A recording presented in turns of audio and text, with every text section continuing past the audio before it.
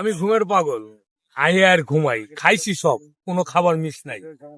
Enjoy মানে বছরের সেরা। রাইট। তাই নতুন সদস্য হিসাবে অভিযাত্রীর একজন গর্বিত, আমি গর্বিত অভিযাত্রী সদস্য হতে পেরে। Thank you.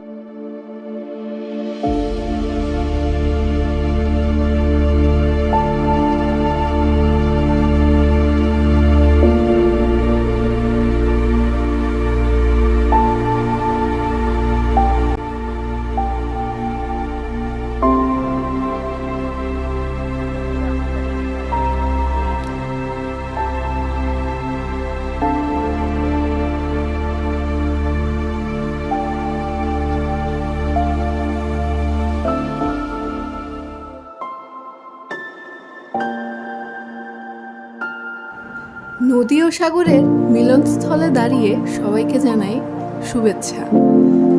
স্বাগত জানাচ্ছি সোনারচরের দ্বিতীয় পর্বে।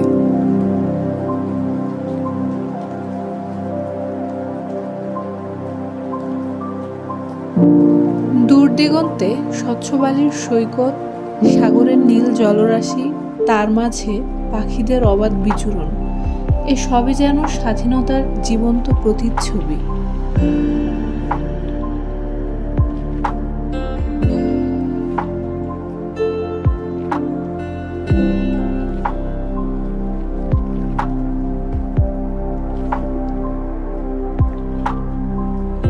সাগরের নীল জলে ভাসতে ভাসতে হঠাৎ চোখের সামনে ভেসে ওঠে সবুজের সমারোহ। সে এক অপরূপ দৃশ্য, চারদিকে নীরবতা, সবুজ নদী আর সাগরের গান।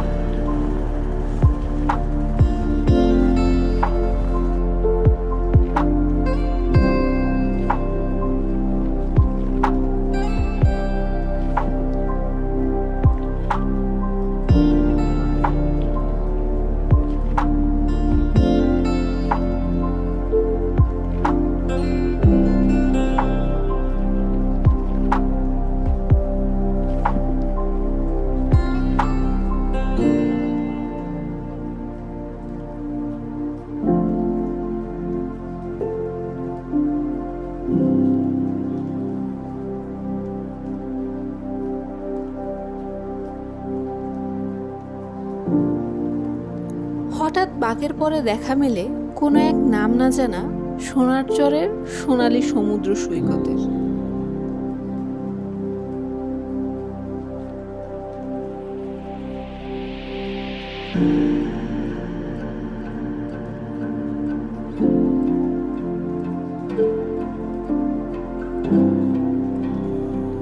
দূরসাগরে প্রতিফলিত সূর্যের আলো যেন কোনো মোহের ডাক।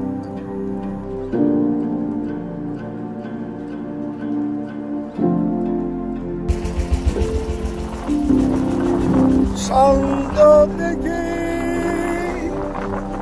জলের মতো তোমার হৃদয়ে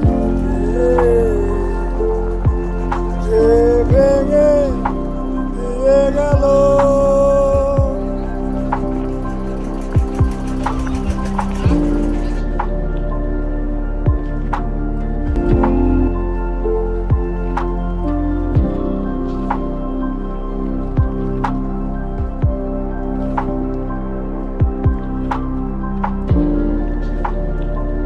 চরের বালুকাময় পথ যেন নরম কুসুনের মতো।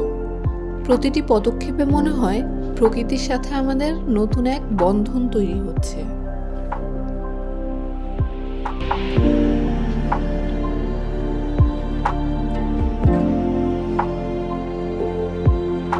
যখন সূর্যের আলো দূরসাগরের বুকে প্রতিফলিত হয়, পুরো চর যেন সোনার মতো ঝলমল করে ওঠে।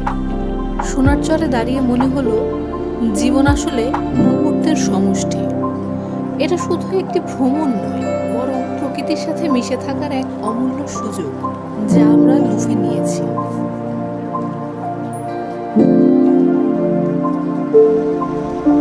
তাই দেখছি আর প্রতি মুহূর্তে খুঁজে বের করার চেষ্টা করছি জীবনের কিছু অর্থবহুল রহস্যের জল।